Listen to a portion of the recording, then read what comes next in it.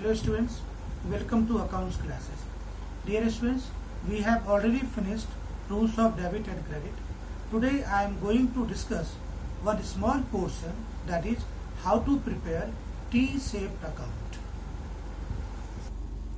Dear students, to understand T-shaped account, once again we have to revise the modern concept of rules of debit and credit, that is clear. और बेटा assets और expense के rules क्या थे? अगर assets expense both increases it is debit, और दोनों अगर डिक्रीज होता है it is a credit. And in the case of capital, liabilities और revenue, if debit and credit, if it is decreases debit, if it increases credit. Just reverse of assets and expense. Now dear students, I will discuss one question, how to prepare the T shaped. Prepare T shaped account for. अब बेटा देखो T का मतलब क्या होगा? Like this is T, left hand side debit, right hand side credit. Assets और expense होगा तो ये टी शेप बनेंगे. कैपिटल, लायबिलिटीज, रेवेन्यू होगा तो ये टी शेप बनेंगे. Prepare T shaped account for furniture. अब बेटा देखो फर्नीचर मेरा एसेट्स है. अब क्या होगा? अगर फर्नीचर इंक्रीज होगा, furniture plus debit, furniture minus credit. और फर्नीचर डेबिट कब होगा, प्लस कब होगा? जब हम खरीदेंगे. और माइनस कब होगा? जब इसको बेचेंगे. And write the following transactions on the proper side. अब देखो बेटा मैं क्या करता हूं, फर्नीचर अकाउंट बना लिया, प्लस डेबिट माइनस क्रेडिट, ये कर लिया और मैं पोस्ट करता जाऊंगा. फर्नीचर परचेज 50,000 प्लस, तो प्लस है तो डेबिट. ये देखो बेटा तो डेबिट में ये देखना बेटा फर्नीचर अकाउंट में पर्टिकुलर अमाउंट. आप बेटा कॉलम स्केल पेंसिल से बड़ा बनाना, यानी फर्नीचर टी और पर्टिकुलर अमाउंट. और to cash furniture 50,000. Furniture sold 10,000. अब बेच दिया बेटा, माइनस है तो कैश फर्नीचर 10,000. फर्नीचर परचेज 15,000, फिर खरीद ली, प्लस हो गई, to cash furniture. Old furniture discarded, फिर बेच दी 5,000 का, तो लो बेटा बाय कैश डिस्कार्डेड 5,000.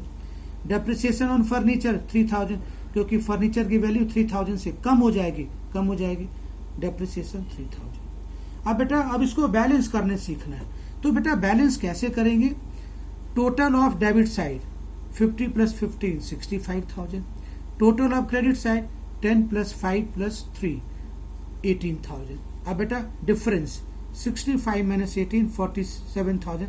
अब 47,000 मेरा क्रेडिट में कम आ रहा है, तो यहाँ 47 लिख देंगे और 65 दोनों टैली होना चाहिए. इसको बेटा बोलते हैं हम balance.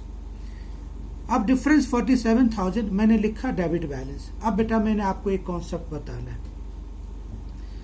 If debit side is higher, अगर मेरा डेबिट साइड हायर है तो डेबिट बैलेंस होगा, और अगर क्रेडिट साइड हायर है तो मेरा क्रेडिट बैलेंस होगा.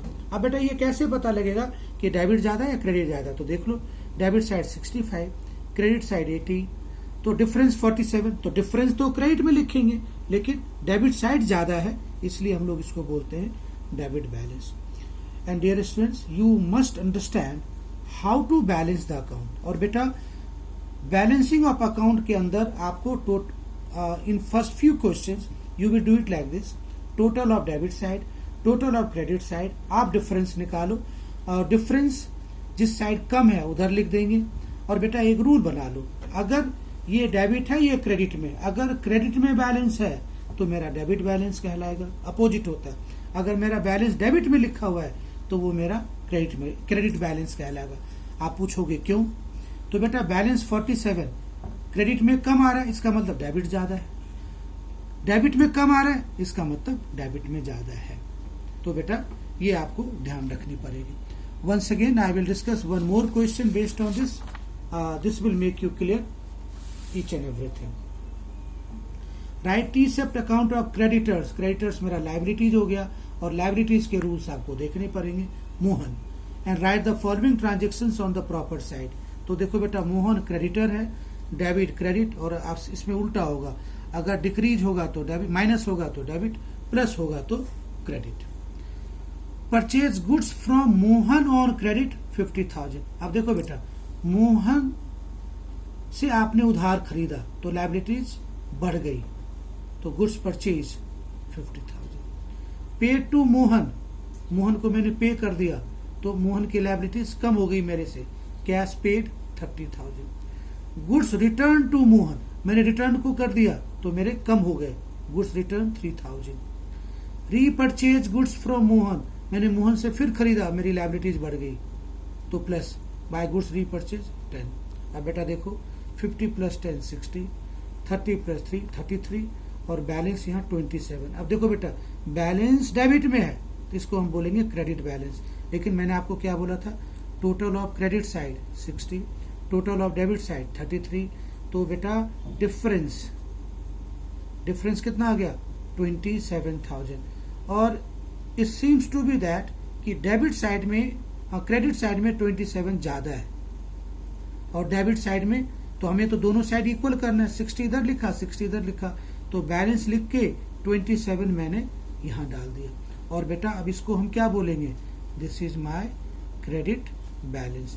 क्रेडिट बैलेंस का मतलब है कि credit side is higher by 27,000 as compare to the debit, यानी क्रेडिट में डेबिट से 27,000 ज्यादा है। This is what we call it balance and how you can balance the account. So dear students, today you will do illustration 1 and 2 whatever I have discussed over here, and in the next video once again I will discuss the different types of T-SEPT account. That's all for today. Thank you.